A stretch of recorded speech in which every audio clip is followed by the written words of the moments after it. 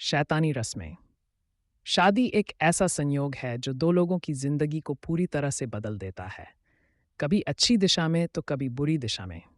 लोग अक्सर अपनी शादी की सफलता के लिए ईश्वर की पूजा करते हैं, उनका आशीर्वाद लेते हैं।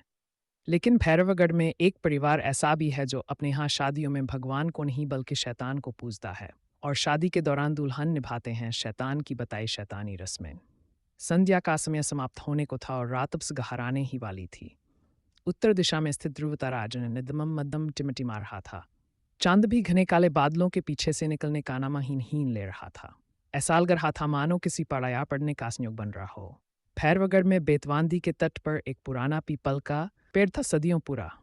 उसी पेड़ के नीचे एक तांत्रिक धुनी रमाए बैठा था। तांत्रिक अपने ध्यान में मग्न था। तभी वहां किसी के पायलों की छन छन और चूड़ियों के खनकने की आवाज सुनाई पड़ी। वो खनक हल्के कदमों से तांत्रिक की तरफ बढ़ती जा रही थी। साथ ही मौसम में भी तेजी से बदलाव हो रहा था। आसमान में बादल घुम आए थे और बारिश पड़ने की संभावना बढ़ती जा रही थी। एक औरत सिर से लेकर पैरों तक गहनों से लदी हुई और सर पर बड़ा सा घूंघट लिए तांत्रिक के सामने आई और जमीन पर पैर मोड़कर बैठ गई। उसने सहमी आवाज में कहा, महाराज आंखें खोलिए, मुझे आपसे कुछ काम है। तांत्रिक ने धीमे से अपनी आंखें खोली और औरत की तरफ देखा। औरत दबी आवाज में बोली, खबर आई है कि वो शादी करने वाला है। क्या ये शादी सब ठीक कर देगी?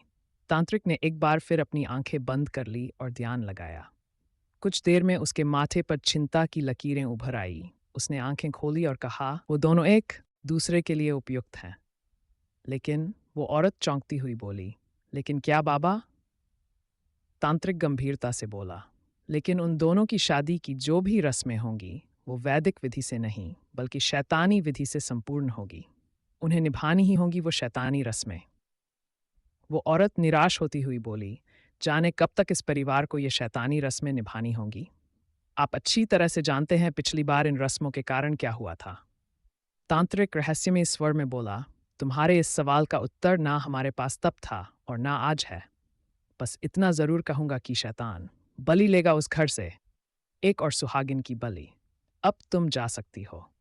उस औरत ने तांत्रिक को प्रणाम किया और वापस गांव की तरफ मुड़ गई। मूसलाधार बारिश भी शुरू हो चुकी थी। वो औरत थोड़ा आगे बढ़ी ही थी, तभी उसे महसूस हुआ कि कोई उसके पीछे है। उसने मुड़ के देखा, लेकिन निकलने के लिए सामने घूमी तो अचानक उसे आभास हुआ कि कोई उसके सामने खड़ा है। आसमान में बिजली कड़की और उसकी चमक में उस औरत को सामने कोई दिखा। उसने तुरंत अपना घूंघट उठाकर सामने देखा तो उसके पैरों तले जमीन खिसक गई। वो औरत थर थर कांपने लगी और उसकी आंखों में खौफ उतर आया। उसके सामने एक भयान का साया खड़ा था और बड़ाहट में तेजी से भागने की कोशिश करने लगी, लेकिन उसके पैर जहां थे वहीं जम गए। उसने बहुत कोशिश की लेकिन अपनी जगह से हिल नहीं पाई। तभी पेड़ से उल्लुओं के चिल्लाने की ध्वनि सुनाई देने लगी। थोड़ी ही देर में वहां पर बहुत सारे सियार आकर इकट्ठे हो गए और एक साथ रोने लगे। उस औरत की आंखों में मौत नाचने लगी थी। वो काला साया धीरे धीरे अपने आकार को बढ़ाता रहा और शीघ्र ही एक एक भयानक